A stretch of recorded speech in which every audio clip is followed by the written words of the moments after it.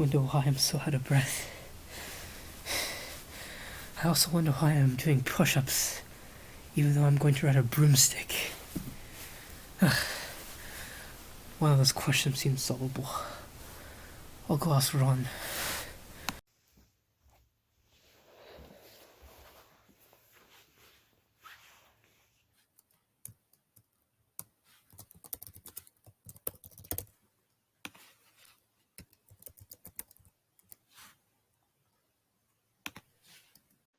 Hello, Harry. Neville and I were just studying for the next dark arts exam.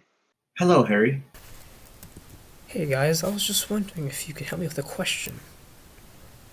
And what may that be? I started to realize that when I'm exercising for a long amount of time, my muscles become sore, and I start inhaling and exhaling at an unusually fast pace. Well, of course. That just means you have a breath. I fear that the other teams for the next Quidditch tournament are going to use my shortness of breath to get the best of me. Ron, can you teach me the basics of why I'm experiencing this shortness of breath?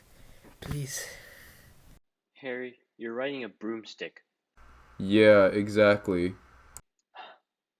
But I don't know much about this, so don't expect much. So basically, your body goes through what most people call cellular respiration. In this continuous cycle, your body releases energy for cellular processes in a controlled manner. Bloody hell, that sounds complicated. Tell me more. Alright, so cellular respiration is the controlled release of energy. Why does it need to be controlled? If it wasn't controlled, our bodies would literally explode. Exploding into millions of pieces is far worse than any dark magic out there. That doesn't sound very poggers. Anyway, there are two forms of cellular respiration, aerobic and anaerobic respiration. What caused you to feel the shortness of breath today was aerobic respiration, so I'll first start with that one. Aerobic respiration starts with taking in oxygen, specifically O2 and glucose. Glucose is used to convert ADP into ATP to create two pyruvate molecules. The pyruvate molecules then go through a process called pyruvate oxidation, where two NADH molecules and two acetyl CoA molecules are created. The acetyl CoA molecules are then put into a continuous cycle known as the citric acid cycle. The end result is two ATP molecules from glycolysis and two ATP molecules from the citric acid cycle. The two NADH molecules created from pyruvate oxidation combines with the products of citric acid cycle to power the electron transfer chain and ultimately initiate chemiosmosis. Sorry, your audio cut out for a minute. Are you there? Dang, these mandatory online meetings are so annoying. I hope after this pandemic's over we can finally get together and play chess. Can't you just play chess online? Huh, you're right. Why I never think of that?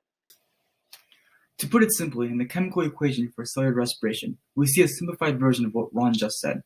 If you look closely, you'll notice that there's an input of oxygen and an output of carbon dioxide. This is basically you breathing in air and exhaling CO2.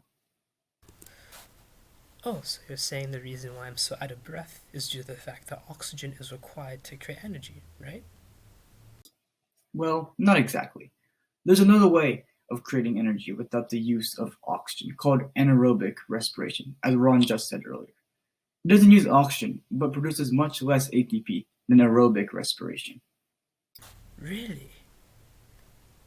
Yep, and the byproduct of anaerobic respiration is lactic acid, which is responsible for the burning sensation you feel all over your body when you're tired from the quiz training. Bloody hell. This year is hard. I can't imagine what it would be like to study for a test on this stuff, let alone for final exams. Well, that's all I know about cellular respiration. Yeah, thanks for your help, Ron. Take care.